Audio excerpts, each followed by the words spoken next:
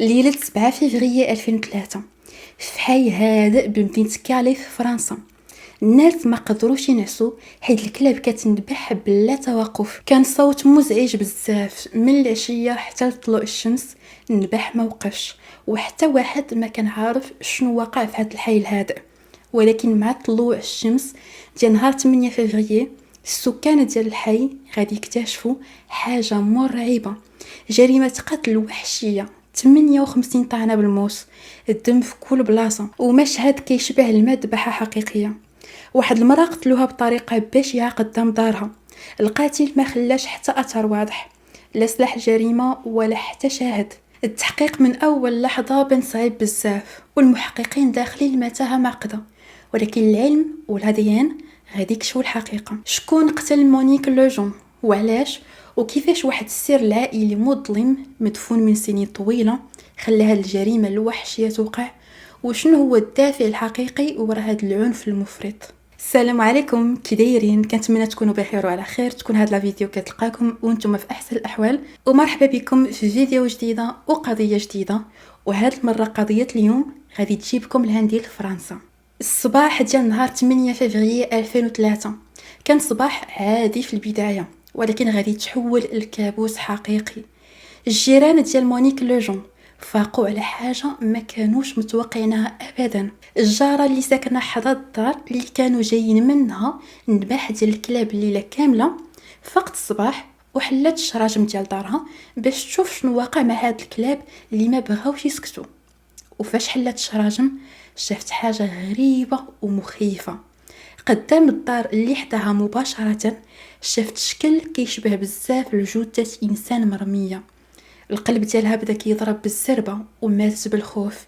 عيطات بالزربه لراجلها وقالت ليه بلي كاينه شي حاجه ماشي هي هذيك في الدار ديال الجيران. الراجل ما تيقهاش في الاول، ولكن فاش شاف الخوف على عينيها قرر يمشي يتاكد. طلب من واحد الجار اخر يمشي معاه باش يكونوا بجوج بيهم، ومشاو لتما ولقاو مشهد رعب حقيقي، مشهد صعيب توصفه بالكلمات. مونيك لوجون مرة عندها 52 عام، مرمية في الزنقة الصغيرة اللي قدام دارها، جسمها كله مغطي بالدم ومطعونة مرات ومرات بطريقة وحشية. الجيران كانوا في حالة صدمة، ما قدروش حتى يهضروا، رجعوا بالزربة وعيطوا للبوليس. المحققين وصلوا لمسرح الجريمة في وقت قياسي وبداو كيحلوا المكان وكيجمعوا الأدلة. كان مشهد صعيب حتى على المحققين المحترفين اللي شافوا بزاف ديال الجرائم في حياتهم، ولكن هذه كانت جريمة مختلفة، جريمة فيها عنف بزاف. حدا الجثة لقاو أول دليل مهم، صدفة كحلة صغيرة. الصدفة ما كانتش ديال البلوزة ديال مونيك، يعني الأرجح طاحت من حوايج القاتل ووقت الجريمة. لقاو اثار ديال الدم في بلايص مختلفه برا الدار، لقاو قطرات صغار ديال الدم على البورطاي ديال الحديد، ولكن خاصك تدقق بزاف باش تشوفهم وما كانوش واضحين. فاش وصلوا للدار على الجنب اليسار ديال الباب الرئيسي لقاو اثار يد كبيره وواضحه بالدم، والسؤال اللي طرح راسو واش هذه يد القاتل ولا يد الضحيه فاش كانت كتحاول تهرب وتدافع على راسها. مونيك عندها 4 ديال الكلاب، كانوا متوترين وكيبانوا متاثرين بزاف باللي وقع. البوليس بعدوهم ودخلوا للدار وتم لقاو حاجه كتخلع اكثر من اللي شافوا على برا. الكولوار كان مسرح دموي حقيقي، الدم في كل بلاصه، على الارض، على الحيطان، اثر دم كبيره وصغيره في كل ناحيه، وكان باين وقعت مذبحه حقيقيه. وكان واضح بزاف باللي مونيك تهاجمات وتقتلات في الكولوار ديال دارها. ولكن كاينه حاجه غريبه بزاف، حاجه اللي ماشي منطقيه. ما بين الكولوار والبلاصه اللي لقاو فيها الجثه برا ما كانت حتى قطره دم وحده. هذا كان لغز كبير ومحير، يعني كيفاش جثه كاملها دم تنقلات من داخل الدار لبرا بلا ما تخلي حتى اثر ديال الدم في الطريق. مونيك لوجون مرأة معروفة في المنطقة ديالها، معروفة بشخصيتها القوية، تزادت وكبرات في كالي في فرنسا، ومع عمرها خرجت من كالي حياتها كاملة. خدمات وهي مازال صغيرة، خدمات في واحد لوزين ديال طونتيل قبل ما تقرر تولي رابة بيت وتفرغ لعائلتها. في شبابها تزوجات بواحد الراجل سميتو كلود فلامون. الزواج في البداية كان عادي، ولدات معاه 3 ديال الدراري، جون لوك اللي هو الكبير، فرانك وباسكال الصغير، اللي كبروا في جو عائلي بسيط. ولكن مع الوقت الامور بدات كتعقد. الزواج ديال مونيك وكلود فلامون ما كانش سعيد، كانت كتعاني في حياتها الزوجيه، وبعد سنين ديال المحاولات مونيك قررت تسالي هاد العلاقه، تفارقت مع كلود فلامون وطلبت الطلاق. من بعد الطلاق مونيك ما بقاتش بزاف بوحدها، دغيا ارتبطات بواحد الصديق قديم ديالها كانت كتعرفو من ايام الطفوله، وحتى هو سميتو كلود لوجون. حتى هو كان دات من نفس التجربه، طلق مراته الاولى بياتريس ماتيس، وكلود كان عنده مع مراته السابقه 5 ديال البنات. مونيك وكلود لوجون قرروا يتزوجوا وتكونت عائله جديده، عائله كبيره، عائله مركبه كيف ما كنقولوا، فيها 3 ديال الدراري من مونيك و5 ديال البنات من كلود، وفي المجموع 8 ديال الدراري اللي كلهم غادي يعيشوا تحت سقف واحد ويتعاملوا كعائله واحده. في البدايه ديال هذه الحياه الجديده الشهود والناس القرابين من العائله كانوا كيقولوا باللي كل شيء كان غادي مزيان، كانوا كيوصفوا العائله بانها مثاليه. مونيك بشخصيتها القويه كانت هي العمود الفقري ديال هذه العائله الكبيره، والعلاقه بين ولاد مونيك وبنات كلود كانت كتبان هاديه. نرجعوا للتحقيق. الطبيب الشرعي وصل لمسرح الجريمه في الصباح بكري باش يبدا خدمته. اول حاجه خاصو يديرها هي تحديد وقت الوفاه باكبر دقه ممكنه، لان هادشي غادي يساعد المحققين يحدوا الاطار الزمني ديال الجريمه. من خلال فحص صلابة الجثة وقياس درجة حرارة الجسم، الطبيب الشرعي قدر يحدد باللي مونيك ماتت تقريبا مع 8:30 نهار الجمعة 7 فبراير 2003، في وقت فين معظم الناس كانوا في ديورهم.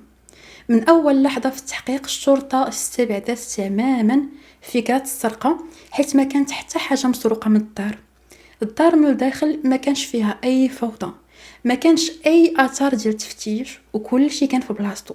يعني القاتل ما جاش باش يسرق، جا الهدف واحد واللي هي القتل. حاجه اخرى كانت واضحه بالنسبه للمحققين، هي مونيك كانت كتعرف القاتل ديالها، لان الباب الرئيسي ديال الدار ما كانش مهرس ولا مفتوح بالقوه. يعني مونيك حلت الباب بارادتها وخلات القاتل يدخل عندها. من خلال الوحشية الكبيرة ديال الجريمة والعنف المفرط اللي كان فيها، المحققين في البداية كانوا متأكدين باللي القاتل راجل قوي وعنيف، راجل عنده عضلات وكيعرف كيفاش يستعمل القوة. كانوا كيتصوروه باللي راجل قوي البنية، طويل ومصمم على القتل وما كيرحمش. مونيك تلقات في المجموع 58 طعنة بموس، ومعظم هاد الطعنات كانوا في منطقة الصدر والبطن، وبزاف منهم كانوا طعنات قاتلة اللي وصلت الأعضاء الحيوية، وهادشي كيبين باللي القاتل كان باغي يتأكد يقتلها. ولكن مونيك ما كانتش من النوع اللي كيستسلم بسهولة. من بين 58 طعنة كانت 21 طعنة جروح دفاعية، يعني كانت كتحاول بكامل قوتها تحمي راسها، وهاد الجروح الدفاعية كانوا على ذراعها القدام ملي كانت كدير يديها على وجهها وصدرها باش تحميهم من الطعنات. ومونيك حاولت حتى تشد الموس بيديها وتحيدو من القاتل. تحت ظفار مونيك لقاو قطع صغيرة من الجلد البشري، وهذا الشيء كيعني باللي ممكن جدا يكون فيها ADN ديال القاتل، حيت مونيك وهي كتدافع على راسها قمشات القاتل. صيفطوا هاد العينات للمختبر باش يحلوها، وكل شيء كان كيتسنى النتائج بفارغ الصبر. الشرطه من بعد ما كملات الفحص الاولي ديال مسرح الجريمه بدات كتسقسي العائله كامله واحد بواحد، خاصهم يفهموا مزيان شخصيه مونيك، خاصهم يعرفوا شكون كان عنده مشاكل معها وشكون ممكن يكون عنده دافع باش يقتلها. والشهادات اللي جاتهم من العائله كانت كلها كتاكد حاجه واحده، مونيك كانت امراه قويه بزاف، عندها شخصيه قويه وكتفرض راسها. ولادها فرانك وباسكال قالوا ما خاصكش تلعب معها، لانها كانت كتعرف كيفاش تفرض راسها، كانت متحكمه، هي الشاف ديال العائله واللي كتقولوا هو اللي كيدار. مع هاد المعلومات المحققين رجعوا يبنيو برنامج مونيك بالتفصيل في اليوم ديال الجريمه خطوه بخطوه، وفهموا باللي في العشيه ديال نهار 7 فبراير مونيك كانت بوحدها تماما في الدار مع 3 ديال الاشياء، راجلها كلود لوجون وجوج من وليداتها فرانك وباسكال مشاو لحفلة تقاعد في باغي اللي كانت حفلة صغيرة عائلية عند الأخت ديال كلود. مونيك كانت رفضت تمشي معاهم، ما بغاتش وقالت لهم سيروا نتوما وانا غنبقى في الدار. هي ما كانتش كتبغي البلايص اللي ما كتعرفش فيهم الناس وما كانتش كترتاح في التجمعات الكبيره. وزيد على هادشي كان عندها عذر اخر مهم واللي هما الكلاب ديالها الربعه. مونيك كانت متعلقه بهم بزاف وكتبغيهم وكتعاملهم بحال وليداتها. وباسكال الولد الصغير ديال مونيك حكى اللحظات الاخيره قبل ما يمشيو. كيقول قلت لماما بسلامه بحال العاده، سلمت عليها ومشينا وما كانش عندنا حتى شك وما كناش كنتصوروا اللي غادي يوقع من بعد. ولكن في ديك الليله شي واحد زار مونيك وواحد الجار عطى معلومه مهمه بزاف للشرطه، معلومه اللي غادي تغير مسار التحقيق. الجار قال باللي شاف واحد من ولاد مونيك، شاف ولدها جون لوك خارج من الدار مع 7 ديال العشيه تقريبا، وكان راكب على البيسيكلات ديالو وغادي بالزربه. والحاجه المهمه والمثيره للشك، جون لوك كان الوحيد من ولادها الثلاثه اللي ما مشاش للحفله في باريس. ما عرفوش علاش بالضبط ما مشاش معاهم، ولكن كان في كولوني ملي وقعت الجريمه. يعني حسب المعلومات اللي عندهم دابا، جون لوك كان اخر واحد شاف محيا واخر واحد كان معاه قبل الجريمه. ومن هنا جون لوك ولا المشتبه به رقم 1، والمحققين قرروا يركزوا عليه ويشوفوا واش عنده علاقه بهذه الجريمه الوحشيه. البوليس ما ضيعوش الوقت، مشاو بالزربه لدار جون لوك باش يستجوبوه ويشوفوا واش عنده شي حاجه يخبيها. جون لوك استقبلهم واكد لهم باللي فعلا كان عند مو في العشيه ديال الجريمه وما عنده علاش ينكر هادشي. جون لوك حكى القصه ديالو، قال باللي خرجت من الخدمه مع 6:30 تقريبا، كيف العاده دزت عند ماما، دخلت قطعت شعري شويه كنت محتاج نقطعو، جلست معاها شويه هضرنا، ماما سولاتني واش بغيت نشرب معاها شي حاجه، وافقت وشربنا 2 كيسان ديال الشامبان. هضرنا على امور عاديه، من بعد سلمت عليها قلت لها بسلامه ومشيت مع 7 ديال العشيه تقريبا وخليت ماما بخير وعلى خير.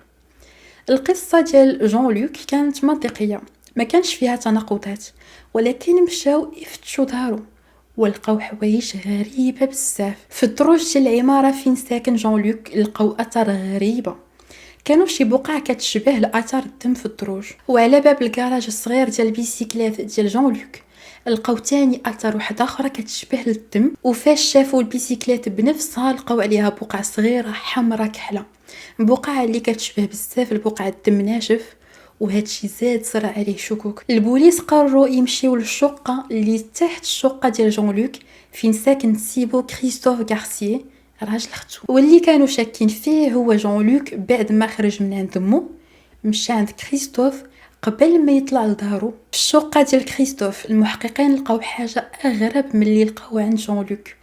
في لا ماشينه لافي لقاو السروال كان مازال فازك شويه، يعني يلا شويه باش تحط في لا ماشين. وفاش فحصوه مزيان لقاو عليه اثار ديال الدم اللي واخا تصبن ما مشاوش كاملين. والحاجه الغريبه هي السروال كان صغير بزاف على كريستوف كان راجل طويل والسروال واضح باللي ماشي قياسه. يعني السؤال اللي طرح راسه، واش السروال هذا كان ديال جون لوك؟ واش جون لوك طلب من سيبو باش يتخلص من السروال حيت كان عامر دم؟ المحققين كانوا مقتنعين بهذه الفرضيه، قالوا مسرح الجريمه كان فيه الدم في كل بلاصه، يعني مستحيل القاتل ما عمرش حالته ومستحيل يخرج من مسرح الجريمه نقي. كل اثار الدم اللي لقاوها في الكراج البيسيكلات، على البيسيكلات بنفسها، في الدروج ديال العماره، وخصوصا على السروال، تصيفطوا للمختبر العلمي باش يحلوهم. وخاصهم يعرفوا داك الدم ديال من بالضبط، واش هو الدم ديال مونيك لوجون، واش هو الدم ديال جون لوك، ولا شي دم ديال شي شخص اخر. خداو جون لوك الحراسه النظريه وبداو مع الاستجواب، وكل المحققين كانوا تقريبا متاكدين باللي هو اللي صفاها لمها. ولكن الراجل نكر. جون لوك كيقول باللي حاولوا يضغطوا عليه باش يعترف اليوم بحاجه ما دارهاش وضغطوا عليه بزاف، ولكن المحققين ما كانوش مقتنعين بكلامه. وبالنسبه ليهم كاع الادله كتشير ليه. وملي جون لوك كان مازال في الحراسه النظريه والتحقيق كان ماشي بقوه، 2 ديال الناس دخلوا للمركز ديال الشرطه بارادتهم. ايمانويل وفيليب، راجل ومراته، وكانت عندهم قصة غريبة بزاف باش يحكيوها المحققين. كيقولوا في يوم الجريمة نفسه هاد الزوج وصلهم ابل غريب. فيليب جاوب قال الو، ولكن حتى واحد ما كان كيجاوب من الطرف الاخر، كان غير السكات ولكن مع صوت خفيف ديال الناس كيهضروا. فيليب بقى كيحاول يسمع مزيان شنو واقع، لانه حس باللي لابيل ما دازش بالخطا وكاينه شي حاجه واقعه. قال الو بزاف ديال المرات حتى حد ما جاوبو، ولكن كان كيسمع هضره بين جوج تاع العيالات، وفي الخلفيه كان صوت دراري صغار كيلعبوا، صوت اطفال كيضحكوا ويهضروا. ركزوا مزيان وها شنو سمعوا وها شنو حفظوا بالضبط. هاد العيالات بجوج كانوا كيهضروا على واحد السيد سميتو جون لوك. قالوا بلي عنده ديبرسيون، بلي ما خاصهمش يلوموه على حتى حاجه وخاصهم يفهموه ويعذروه. من بعد داكشي بداو كيهضروا على حاجه اغرب، هضروا على اليبي يعني حجه غياب، وقالوا بلي خاصهم يحدوا استراتيجيه واضحه ومحدده على وقت معين بين 7:30 و 28 دقيقه. وهضروا حتى على السروال اللي كان في لا ماشين لافي، وقالوا بلي خاصهم ينظفوه بالسربه. فيليب ومراته قالوا ليهم هادشي اللي سمعوا خلعهم، خصوصا فاش سمعوا من بعد نهار ولا جوج باللي وقعت جريمه والتفاصيل كاين فيها غسيل ديال السروال، وما كانش محتاج واحد يكون ذكي بزاف باش يفهم باللي السروال اللي هضروا عليه في التليفون هو نفس السروال اللي لقاو المحققين عند كريستوف غارسي نسيب جون لوك، وباللي الاليبي اللي كانوا كيخطوا ليه كان باش يبرئوا جون لوك من جريمه قتل ماماه مونيك. ولكن السؤال المهم، شكون هم هاد العيالات اللي سمعوهم كيهضروا، وعلاش كان التليفون مفتوح بالغلط؟ باش يجاوبوا على هاد الاسئله المحققين مشاو كيقلبوا على مول التليفون اللي عيط بالغلط لفيليب. بداو كيتبعوا الرقم وكيشوفوا منين جات المكالمه، والمفاجاه الكبيره التليفون كان ديال كريستوف غارسي، الراجل اللي لقاو عنده السروال الغامض في الماكينه ديال الحوايج. والحكايه كانت بسيطه، فيليب هو مدير كريستوف في الخدمه. كريستوف عنده الرقم ديال المدير ديالو في التليفون بحال اي موظف، يعني التليفون ديال كريستوف غارسي عيط بالغلط للمدير. ممكن التليفون كان في الجيب ديالو وعيط بلا ما يحس. وهنا المحققين تساءلوا، ما يكونوش دوك العيالات اللي كانوا كيهضروا في التليفون هي مامات واخت كريستوف؟ البوليس جابوهم لعندهم وحاولوا يفهموا الحقيقه، كان باين فيهم متوترين وتعصبوا من اسئله المحققين ونكروا تماما اي علاقه اليوم بهذه المكالمه، وقالوا باللي ما هضروا في حتى شي تليفون وهما اصلا ما كانوش عارفين باللي مونيك ماتت، وهذا غير شي واحد بغى يلفق ليهم تهمه باش يغطي على المجرم الحقيقي. المحققين كانوا في حيره، الشهاده ديال الكوبل كانت واضحه وبلي ديتاي، ولكن الام والاخت ديال كريستوف كينكروا، يعني واحد منهم كيكذب. ولكن شكون؟ المحققين كانوا محتاجين الادله ماديه قويه باش يتهموا جون لوك رسميا، وهاد الادله ما جاتش. التحاليل العلميه ديال العينات اللي خداو من دار جون لوك ومن البيسيكلات ديالو رجعت بنتائج عكس داكشي اللي كانوا متوقعين. البيسيكلات كان فيها الدم فعلا، هادشي صحيح، ولكن التحاليل بينات بلي ذاك الدم ديال الحيوان وماشي دم بشري. ممكن جون لوك صدم شي قط ولا شي حاجه في الطريق، ولكن بالتاكيد ما كانش الدم ديال مو. الدم اللي لقاو في الكراج ديال البيسيكلات وفي الدروج اللي كيوصلوا لدار جون لوك، التحقيق بين باللي كان من مصدر اخر تماما. اكتشفوا باللي كان دم ديال جارو في العماره، واحد كان جرح راسو قبل ايام قلال والدم ديالو قطر في الدروج، وما كانش ليه حتى شي علاقه بجون لوك ولا بالجريمه. اما السروال اللي لقاوه في الماكينه عند كريستوف واللي كانوا متاكدين باللي عليه الدم، التحاليل بينات حاجه واحده اخرى. الاثار الكحله الحمراء اللي كانوا على السروال ما كانوش دم، كانوا الزيت ديال الماكينات، حيت كريستوف كان كيخدم في مجال فيه الماكينات والزيت، والسروال كان موسخ من الخدمه ديالو، وما كان حتى اثر واحد ديال الدم على السروال. يعني كل العناصر الماديه كاع الادله اللي كانوا متاكدين باللي غادي تورط جون لوك كانت كتبين العكس، كانت كتبين باللي جون لوك ما عنده حتى علاقه بالمقتل ديال مونيك. وبلا اي دليل مادي قوي وبلا اي اعتراف، الشرطه ما قدراتش تحتفظ على جون لوك في الحراسه النظريه وطلقوا راحوا، والتحقيق رجع تماما لنقطة الصفر. المحققين دابا ما عندهمش اي مشتبه به قوي في جريمه قتل مونيك لوجون. عاقلين فاش داروا التشريح الكامل للجثه ديال مونيك، الطبيب الشرعي كان خدا عينات دقيقه من تحت ضفارها، وكانوا كيتسائلوا واش ممكن يكون تحت ضفارها لادين ديال القاتل. هاد العينات تبعتو للمختبر وكل شيء كان كيتسنى النتائج بفارغ الصبر. وثلاثه ديال السيمانات من بعد، في اواخر فبراير 2003، النتائج اخيرا وصلت. لادين اخيرا هضر وعطى جواب واضح، والمفاجاه كانت كبيره صادمه حتى المحققين المحترفين اللي شافوا كل شيء في حياتهم المهنيه. تحت ضفار مونيك لوجون لقاو ادين واضح ومحدد، ولكن هاد لادين ما كانش ديال راجل، كان ادين ديال المراه. هادشي صدم تماما الشرطه القضائيه. كانوا من الاول متاكدين بلي القاتل راجل قوي البنيه وعنيف، وكانوا كيتصوروا راجل طويل كبير وقوي وقادر يطعن 58 طعنه بقوه. ولكن دابا كل شيء تبدل، خاصهم يبدلوا كل الفرضيات ديالهم ويرجعوا يفكروا من الصفر. ومن هنا التحقيق دخل لمرحله جديده تماما. الجارات، المعارف، النساء في العائله، الصديقات، كاع العيالات اللي كانوا في حياه مونيك لوجون، كل وحده كان عندها علاقه بالضحيه من قريب ولا من بعيد، رجعوا سقساوهم من جديد، وهاد المره بطريقه اكثر دقه وتركيز. وماشي غير السؤال، كل وحده خداو منها عينه من اللعاب ديالها باش يقارنوا الاديان ديالها مع الاديان اللي لقاوه تحت ضفار مونيك. التحاليل بدات، ولكن قبل ما تجي نتائج المقارنات من المختبر وقبل ما يعرفوا شكون مولات هاد الاديان، المحققين تلقاو زياره مفاجئه، زياره غادي تقلب التحقيق كله.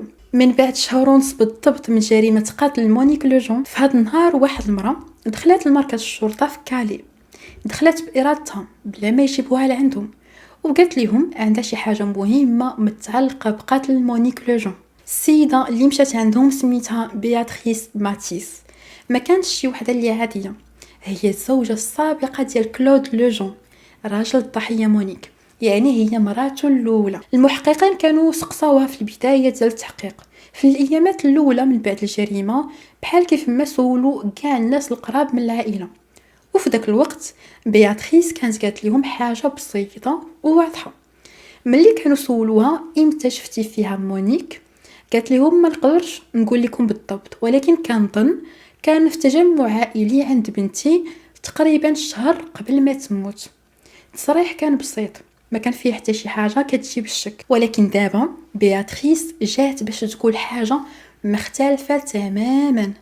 دخلت جلست قدام المحققين وبصوت كالم قالت انا كذبت عليكم، كذبت على البوليس اللي سقساوني في البدايه. المحققين تفاجئوا، ما كانوش كينتظروا منها تقول لهم هادشي في المره. بياتريس اعترفت بكل بروده باللي فعلا كانت زارت مونيك لوجون في دارها عشيه الجريمه، يعني في نفس الليله اللي تقتلت فيها مونيك بياتريس كانت عندها. بياتريس بدات كتشرح المحققين بالتفصيل شنو وقع ديك العشيه. قالت باللي ملي وصلت لدار مونيك لوجون مع 27 دقيقه 37 دقيقه تقريبا ديال العشيه، يعني في الاطار الزمني ديال الجريمه بالضبط، بياتريس قالت بلي جيت عندها، ولكن ما جيتش بلا سبب، كان عندي السبب ديالي. بغيت ننظم عشاء عائلي، عشاء كبير كيجمع عائلتي كامله وعائله مونيك، يعني الخمسه ديال بناتي وثلاثه ديال الدراري ديالها وكلود طليقي. سولوها علاش بغيتي ديري هاد العشاء. بياتريس قالت حيت كانت عندي مشكله عائليه ضراني، وحده من بناتي ما كانتش كتهضر مع اختها، كان بيناتهم مشكل كبير، وبحال اي بغيت نصلح بيناتهم. قلت راه فكره مزيانه، ندير عشاء عائلي نجمع كل شيء ونخليهم يرجعوا يهضروا مع بعضياتهم. العائله مهمه وما يمكنش نخلي بناتي مخاصمين، ولكن بغيت هذا العشاء يكون مفاجاه للعائله وما بغيتش نقولها ليهم. داكشي علاش مشيت عند مونيك ديك العشيه، حيت كنت عارفه باللي غادي تكون بوحدها في الدار. كنت عارفه باللي كلود والدراري مشاو لباري وباللي مونيك بقات بوحدها، وقلت هذا هو الوقت المناسب باش نهضر معاها ونتفقوا على التفاصيل. المحققين سولوها وكيفاش استقبلتك مونيك. بياتريس قالت بصراحه ما كانش مزيان، خلاتني واقفه غير عند الباب وما عرضاتش عليا ندخل. كانت باينه عليها زربانه بحال الا كانت كتسنى شي واحد اخر. بياتريس كتقول المهم قلت ليها على فكره العشاء العائلي وبلي بغيت نجمع العائله كامله، ولكن مونيك رفضات الفكره وقالت بلي ما عندها حتى نيه دير هذا العشاء، وبلي العلاقه بين العائلات ماشي مزيانه، وبدات كتهين في بناتي في وجهي وقالت عليهم كلام خايب وانا ما قدرتش نتحمل.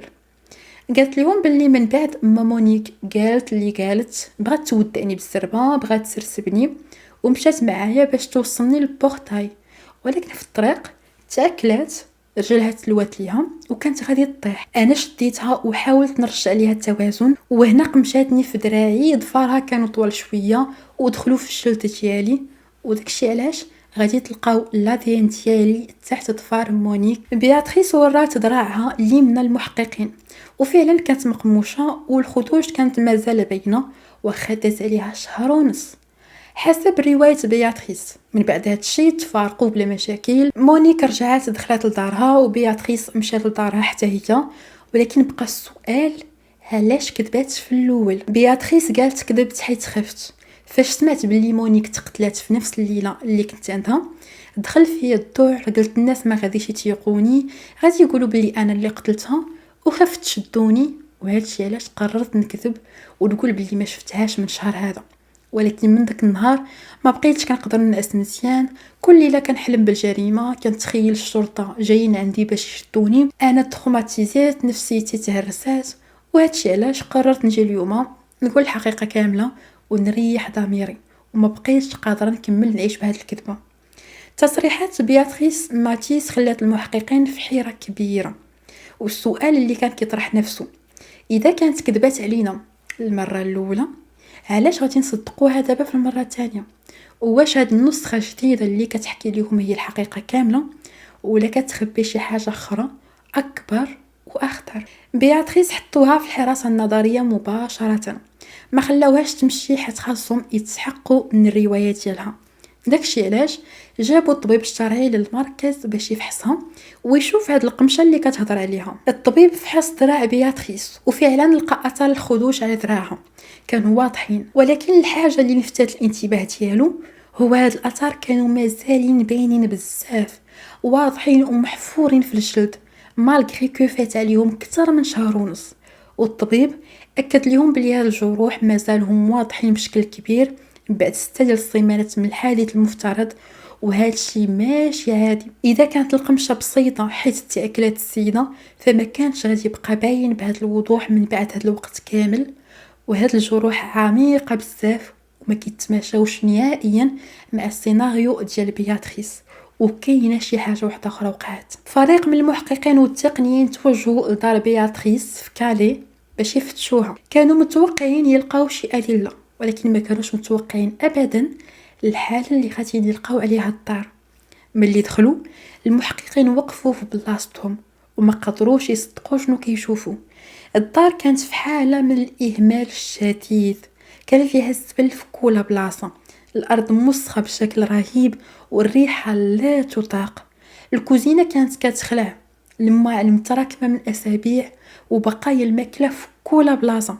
وواحد من المحققين قال البلاصه اللي كانت كتنعس فيها اللي هي الكنابي ديال الصالون حتى حيوان وما تقدرش تحطو عليه. كان واضح باللي بياتريس كانت كتعيش في ظروف صعيبه، ووسط هاد المزبله اللي عايشه فيها المحققين لقاو حاجه مهمه بزاف.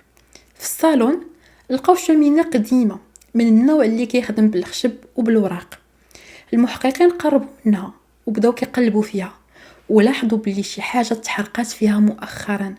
ما كانش غير رماد عادي ديال الخشب، كان فيه قطع صغيره ديال الثوب، قطع صغيره من الحوايج اللي ممكن يكونوا سوا كولون ولا تقاشر، حاجه من هذا الشيء. وكانوا متاكدين باللي ديك الشمينه حرقات الحوايج. المحققين بداو كيفكروا، قالوا اذا كانت بياتريس هي القاتله فمنطقيا غادي يكون عليها الذنب بزاف من الجريمه، واذا بغات تخلص من الادله احسن طريقه هي تحرق الحوايج اللي كانت لابساهم. بعد ما كملوا التفتيش في الدار المحققين قرروا يفتشوا الطوموبيل ديال بياتريس، وهنا لقاو حاجه غريبه، حاجه اللي ما كانتش متوقعه. الطوموبيل ديال بياتريس كانت نقيه بزاف من الداخل ومن الخارج، بطريقه ما كتماشاش ابدا مع الحاله ديال دارها. فحصوا الطوموبيل بدقه، وهنا بان بلي تنظفات مؤخرا، تغسلات بطريقه عميقه ودقيقه باش تتخلص من اثر الدم.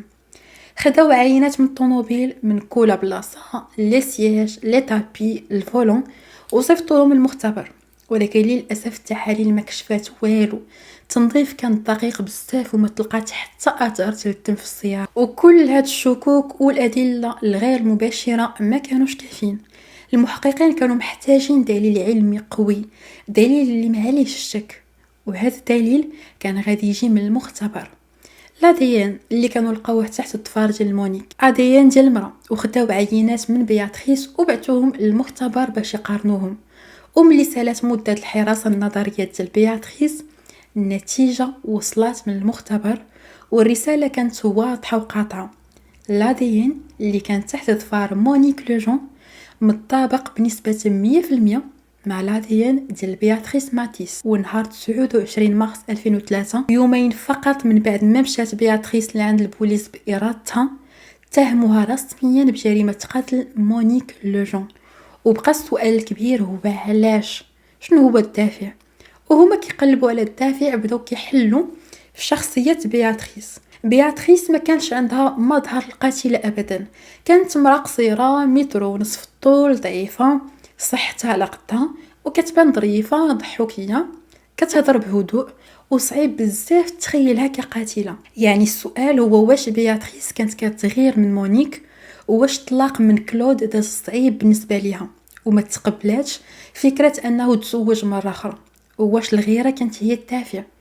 ولكن فاش المحققين حفروا في حياه بياتريس، اكتشفوا بلي هاد الفرضيه ما كانش صحيحه ابدا. بياتريس ماتيس كانت عندها 18 عام فاش تزوجت بكلود لوجون في الستينات.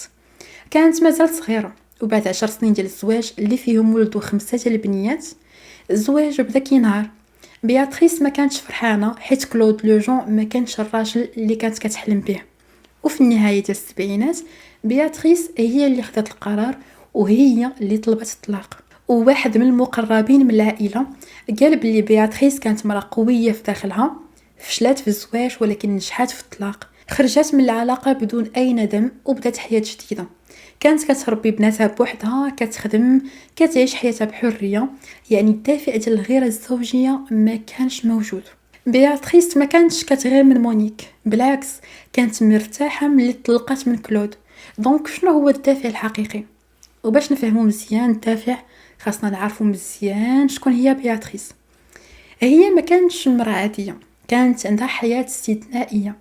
بياتريس تولدت في كالي، امها فرنسويه وباباها مغربي، ولكن باها ما عمرها عرفاتو، ما عمرو كان حاضر في حياتها.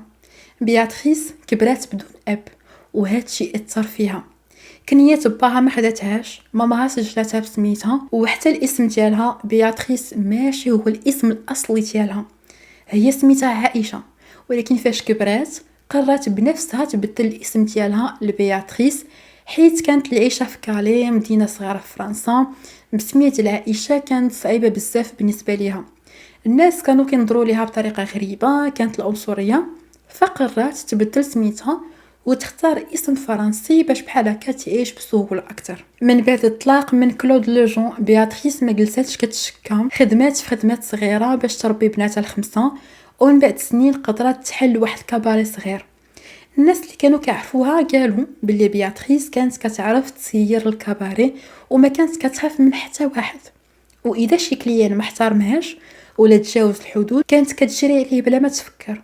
ولكن مع الوقت الحاله كنقصات في الكباري، ما بقاش غادي مزيان.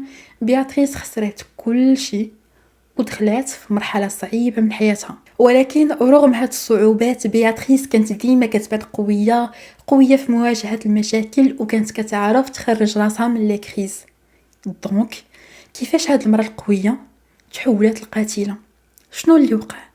المحققين قرروا يرجعوا يسقسيو كل افراد العائله الكبيره من جديد بتركيز اكبر، وشويه بشويه الحقيقه بدات كتطلع. وتحت قناع العائله المثاليه كاين سر مظلم، سر كبير ومدفون من هذه السنين، وكان متعلق بواحد من الحفايد بياتريس، ولد اللي كان مازال صغير. هاد الولد اتهم جون لوك الولد الكبير ديال مونيك بانه تحرش به جنسيا فاش كان مازال صغير. هاد الاتهام كان خطير بزاف، والعائلات بجوج تعاملوا معاه بطرق مختلفه. من جهه عائله بياتريس تيقات الولد الصغير بدون تردد، كانوا متاكدين بلي جون لوك دار فيه شي حاجه وطالبوا باتخاذ الاجراءات. ولكن من جهه واحده اخرى مونيك لوجون رفضت تصدق هاد الاتهامات ضد ولدها. مشات عند جون لوك وسولاتو وهو نكر كل شيء، ومونيك تيقات ولدها وقررت تدافع عليه، وما كانت حتى شكايه للبوليس. ومن ثم بدا الصداع والمشاكل بين بياتريس وبناتها ومونيك وولادها بثلاثه. نرجعوا عند بياتريس اللي البوليس دوزوا معاها ساعات وساعات كيحاولوا يخليوها تعترف، ولكن بقات متمسكه بالروايه ديالها، ما قتلاتش مونيك. ومن بعد ما كملات الجلسات ديال الاستجواب المحققين قرروا يحطوها في الحبس. ركبوها في السياره ديال الشرطه، والرحله للسجن كانت غادي تاخذ تقريبا 20 دقيقه. في الاول كان غير سكات، بياتريس ما كانتش كتهضر، كانت جالسه وساكته وكتشوف من الشارجه. شويه بدات كتبكي وقالت لهم شنو نقدر ندير دابا. واحد من المحققين جاوبها بقولي الحقيقه، من الاول كنقولوا لك يقولي لينا غير الحقيقه. في هذه اللحظه بياتريس انهارت تماما واعترفت باللي قتلاتها وبدات كتحكي الحقيقه كامله. قالت لهم الجزء الاول ديال القصه كان صحيح، فعلا مشيت عند مونيك مع 7 وثلث 7:30، وفعلا كنت بغيت ندير عشاء عائلي باش نصلح بين بناتي. قالت لهم بلي هادشي كان صحيح. قالت لمونيك كانت بارده معايا بزاف، ما رحبتش بيا، خلاتني عند الباب. ومونيك بدات كتقول ليها بلي ما بغاتش دير هاد العشاء حيت اصلا العلاقه بين العائلات مقطوعه للابد، وبدات كتعاير ليا بناتي. قالت حوايج ما قدرتش نتحملها، حسيت بشي حاجه كتنفجر فيا، شفت الدنيا حمراء قدامي وما بقيتش كنفكر، ما بقيت كنحس بوالو. كنت بغيتها غير تسكت، كنت بغيتها ما تعاودش تهضر على بناتي. قالت لهم باللي مشات بالزربه للطوموبيل ديالها. في الطوموبيل كان عندها موس كبير، قالت باللي دائما كتحتفظ به بالسياره ديالها باش تدافع على راسها وكاو ما عرفت الوقت والزمان هذا. رجعت عند مونيك وضربوا. بياتريس كتقول باللي رغم انها كانت كبر مني في العمر ولكن كانت قويه بزاف، وفي واحد اللحظه مونيك قدرت تاخذ الموس من يدي وانا خفت، قلت غادي تقتلني. بياتريس قالت باللي قدرت تاخذ منها الموس مره واحده اخرى وبدات كطعنها بالموس بدون توقف. بقات غير كتضرب وما عرفاتش راسها شحال من مره طعناتها. من بعد ما كملات بياتريس هربات، ولكن مونيك رغم الطعنات حاولت تجري من وراها، ولكن في النهايه طاحت قدام الدار وماتت. بياتريس كملت القصه ديالها، قالت باللي رجعت لدارها وحرقات الحوايج اللي كانت لابساهم اللي كانوا عامرين دم. من بعد داكشي نظفات الطوموبيل مزيان باش تخلص من اي اثر، وزادت ضحكات على البوليس وقالت لهم ضحكت بزاف فاش سمعت المحققين كيهضروا على الكولون والتقاشر المحروقين في الشومينه ديالي. ضحكتوني بزاف حيت انا في الاصل ما كنتش لابسه تقاشر داك النهار. ولكن المشكل فاش كانت كتحكي لهم هادشي كانوا خارج الاجراءات القانونيه، كانوا في طريقهم للحبس وما كانش استجواب رسمي وما كانش عندهم الحق يسجلوا الكلام ديالها رسميا. وباش هاد الاعترافات تكون قانونيه ومقبوله في المحكمه خاصها تتقال قدام القاضيه المكلفه بالتحقيق، والاعترافات في الطوموبيل ما كانوش كافيين. داوها للشرطه القضائيه في مدينه الليل وطلبوا منهم يكتبوا رساله للقاضيه كيطلبوا فيها جلسه جديده باش تعترف رسميا، وبياتريس وافقات. كتبات رساله بخط يدها وقالت فيها انا مستعده نشرح شنو وقع نهار الجمعه 7 فبراير، وبغيت دابا نقول الحقيقه كامله. المحققين في هذه اللحظه كانوا متاكدين القضيه سالات، بياتريس اعترفات وغادي تعاود الاعترافات قدام القاضيه. ولكن من بعد 4 ايام وقعت شي حاجه اللي غير متوقعه تماما. بياتريس دخلت المكتب القاضيه المكلفه بالتحقيق. الجلسه كانت رسميه وكل شيء كان مسجل، والقاضيه كانت كتسنى بياتريس تعاود الاعترافات ديالها. ولكن بياتريس فاجأتهم ورفضت تعترف ونكرت كل شيء وقالت انا ما عمرني قلت هذا الشيء. المحققين ضغطوا عليا باش نعترف بحاجه ما درتهاش وما قلت لهم حتى شي حاجه في الطوموبيل. هما اللي قالوا لي شنو خاصني نقول وانا قلت لهم داكشي اللي بغاو يسمعوه باش يخليوني نرتاح. نهار 5 أكتوبر 2009 من بعد 6 سنين ونص من الجريمة، بياتريس ماتيس بدات المحاكمة ديالها واختارت واحد من أشهر المحامين في فرنسا اللي معروف كيربح القضايا المستحيلة، واللي من أول يوم في المحاكمة بدا الهجوم. ما هاجمش غير الاتهامات، هاجم التحقيق كله، هاجم الشرطة وهاجم كل شيء، وركز على مسرح الجريمة. قال باللي مسرح الجريمه تلوت بزاف، البوليس خلاو الناس يدخلوا قبل ما يكملوا خدمتهم، وزادوا قال عاقلين على الصدفه الكحله اللي لقاو واحد الجثه. الصدفه ما كانتش ديال مونيك، والمحامي قال البوليس عمرهم ما حلوها وما عرفوهاش ديال من. كيفاش تحقيق جدي كيخلي دليل مهم بحال هذا؟ والدفاع كمل عاقلين على اثر الدم الكبيره بالدم اللي لقاوها على الباب. التحاليل بينات بلي هاد اليد كانت كبيره بزاف باش تكون اليد ديال بياتريس اللي عندها اليدين صغار، والشرطه ما قدرتش تاكد بشكل قاطع بلي هي ديال مونيك. المحامي قال كاع هادشي والبوليس تجاهلوه تماما، وممكن تكون لومبرانت ديال اليد ديال القاتل الحقيقي للباب، ولكن الشرطه قررت ما تهتمش بهادشي كامل. من بعد داز السروال اللي لقاوه عند كريستوف نسيب جون لوك، كان من ضمن الأدلة المحجوزة في القضية. وفي وسط المحاكمة المحامي ديال بياتريس طلب يخرجوه حيت بغى جون لوك يقيسوا قدامهم. الموظفة بدات كتخرج كل الأدلة المحجوزة واحد بواحد، ولكن سوربريز السروال ما لقاوهش، اختفى وضاع من وسط الأدلة. المحامي استغل هادشي بذكاء وقال كيفاش دليل مهم بحال هذا يختفي، شنو هو هذا التحقيق هذا وشنو النوع ديال العداله هذه. وبعد 3 ايام من المحاكمه وقعت حاجه نادره جدا في المحاكم الجنايات الفرنسيه. الرئيس ديال المحكمه قرر يوقف المحاكمه ويطلب تحقيق اضافي. قال باللي كاين بزاف ديال الثغرات في التحقيق. عام كامل من بعد التحقيق الاضافي ما جاب والو جديد، والمحاكمه رجعت من جديد. نهار 23 يناير 2012 في مدينه دوي بدات المحاكمه الثانيه ديال بياتريس، وهاد المره الامور كانت مختلفه لان المحامي ممثل الراي العام ما كانش شي حد عادي، كان واحد من اقوى واذكى المحامين العامين في فرنسا. قال عندنا قضيان ديال بياتريس تحت ظفار مونيك، هذا دليل علمي قاطع.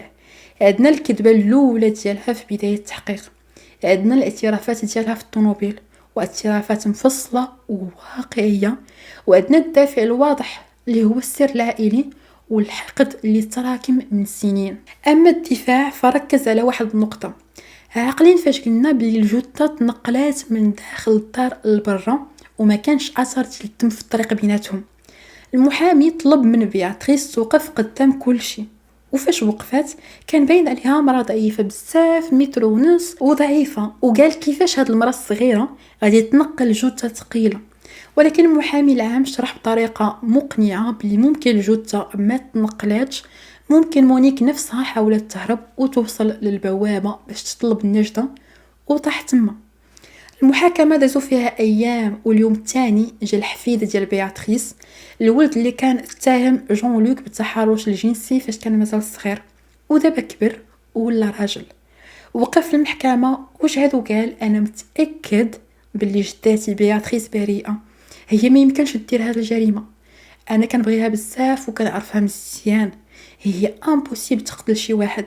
وزاد قال انا مازال واقف على كلامي ضد جون لوك، اللي وقع بصح. هاد الشهاده كانت مؤثره بزاف ديال الناس في القاعه بكاو، ولكن في نفس الوقت كانت كتاكد الدافع من الجريمه. نهار 27 يناير 2012 من بعد 4 ايام ديال المداولات والشهادات حكموا على بياتريس ماتيس بالحبس لمده ديال 15 عام. وكانت هذه هي القضيه ديال اليوم. قولوا لي كيف جاكم الحكم، واش كيبان لكم قليل بزاف ولا هو هذاك؟ كنتسنى الاراء ديالكم في التعليق، وشكرا حيت بقيتوا حتى لهاد لابارتي من لا فيديو. وبسلام عليكم، وكيف العاده الموعد ديالنا في لا فيديو الجايه مع قضيه جديده. بسلام عليكم وخليتكم في رحمه الله.